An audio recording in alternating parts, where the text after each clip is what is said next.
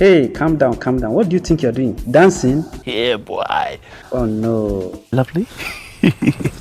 I know whenever you come to this channel and you begin to hear the beat, every part of your body is flowing with the beat and you want to pick up your dancing shoe and start dancing immediately. Please, I don't have any time for any gossip now. But don't worry, we'll get to do that after learning something little at this stage. That's a political statement, there's nothing wrong with it. So before we get into the details, I first want to ask, your question? What do you really know about EQs and filter? You can debate that outside, not now, please. What exactly is the differences between EQs and filters? We'll come to you. Honorable member, proceed. These are EQs. This one high, you can see their value, mid frequency. These are low frequency, and we also have filter here. What is the role of each of these interval elements? At what point do you use EQs and at what point do you use filters? This is the most underestimated features that on virtual DJ, but that a lot of people, even professional DJs that have spent years, find it very difficult to know when to use what and when not to use what. But let's get to see by the end of this video, you get to appreciate the entire concept of why these things are placed here for us to work with. So as DJ, first I've said severally that you must train yourself to be able to understand sound very, very well. And it's a well-known fact that sound are generated in a waveform which is frequency, and this frequency ranges from the frequency of 20 hertz to as high as 20 kilohertz. Let me show you here. So from what you can clearly see, as I've said, you can see from 20 hertz to as high as 20 kilohertz. Don't worry, what I'm going to be saying here, by the time I go back to virtual DJ, you get to see it in detail. As I've said earlier, that sound are generated using wave. You can see the wave, how the wave are moving. So this frequency is talking about the rotation on this particular cycle here. So the faster that speed at which it rotates around the circle, the higher the frequency. The more the gap in between the cycles, the lower the frequency. That is what it is all about. And I would like to also ask you, let me know in the comment section. So since you understand this, what particular sound is responsible for the vibration of your speaker? Yes, there are particular sounds. What frequency are those sounds that makes your speaker vibrate? So before we go into it, what you need to know there is audible audio frequency ranges from 20 hertz to as high as 20,000 hertz. That means any sound that is being generated above this 20,000 hertz, you will not hear it with your ordinary eye. You will need a special device, which is a frequency reader, to hear it. High frequency, like the frequency that is used in transmitting your DSTV signal, your microwave, all the dishes, your mobile phone frequency, those frequency, there are a lot of information in the air, but you cannot hear it. Those ones are above this frequency. They actually sounds in magnetic wave, but you cannot hear them. That is why they are referred to as high frequency.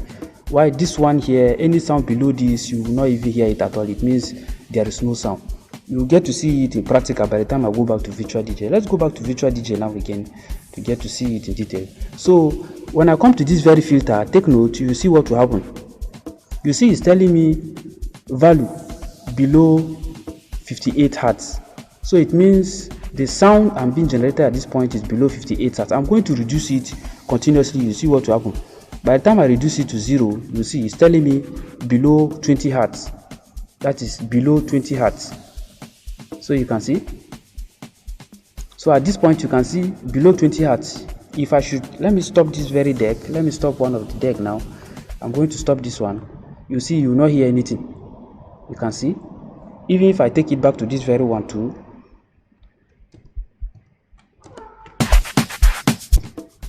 I'm going to take it down again. You see below 20 hertz, you will not hear anything. But by the time I start increasing it, you begin to hear the sound. But there is a way the sound will come that you get to appreciate what I'm talking about. Then you get to see the differences between it and the EQ. I'm going to be raising it. So can you hear it now? You will be hearing a muffing kind of sound, as if you are compressing the sound. If I continue that way, you can see. At this stage, it is normal. Then at this stage, you notice something. At this stage, you can only hear the filter. That means the treble sound, the high frequency sound, which is 6.1 kilohertz. You see, at this point, I've raised it to a very high frequency that is very high. So you can now see the difference now. At low frequency, it is more of a bassy sound. At the high frequency, it is more of a treble sound. So this is the role of the complete filter that you are seeing here. So what really makes it different from this EQ here is this EQ in their own way, they have been separated. While this one here, filter takes care of handling the complete sound wave of the music, the EQ in their own case takes care of working within a particular frequency range. While this EQ at this point, this one will be responsible to handling all the low frequency sound. You can see, if I'm reducing it, I'm reducing the bass. If I'm increasing it, I'm increasing the bass. While in the case of this one controls the entire frequency of the sound. That means the music that is playing. The same thing at this level. This one maintains the mid frequency. This means at this mid frequency, it's talking about sounds that are at the middle frequency, which means they are neither high frequency or low frequency. So they are in between. That means a mixture of the mid frequency and the high frequency, which at this level you can bring it down, you can see, or you can raise it up. So this, in this case, works mostly when you want to do beat match, that maybe you want a situation where you want only the vocal to be pronounced and then you want the bass to go down completely. That is when you now bring down the low frequency here completely and then maybe adjust this one high a bit. So that is the role of this one. This other one too, the same thing. This one takes care of controlling the treble. Maybe you want the treble of the sound to be more, but you don't want it to affect any other frequency of sound in the track. So this is the role of this very one too. So while this individual EQs takes care of handling a particular range of frequency, the filter takes care of handling the complete frequency of the sound. So if you are bringing it to the left, that is this side, you are bringing it to a low frequency completely. That means you are filtering out the high frequency. Then if you are bringing it to this other side, you are filtering down the low frequency and increasing the high frequency. I hope this makes sense now. Then you begin to know how you play around with it as you grow further as a DJ. So thank you for being there. Let's get to learn more as time goes on. Possibly if you have any challenge in this regard, you want more explanation, let me know at the comment section. If it requires putting up another video in this regard with practical example, I'll do that. So thank you for being there. Now that you've enjoyed this jam, so let me praise up your expectation. Get your dancing shoe ready. Let's continue to